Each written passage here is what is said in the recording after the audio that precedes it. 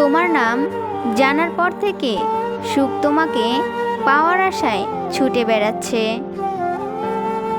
আশা হলো সবচেয়ে উদ্বেগজনক অবস্থাতেও শান্ত ও আনন্দিত থাকার ক্ষমতা। অসত্যের পথে সফল হওয়ার চেয়ে সত্যের পথে ব্যর্থ হওয়াও ভালো। সন্তানের সাফল্য চাইলে তাকে মাছ খেতে দেওয়ার বদলে মাছ ধরতে শেখান। সাফল্য তখনই আসে যখন একজন মানুষ তার নিজের ক্ষমতার পুরোটা কোনো কাজে বিলিয়ে দেয়।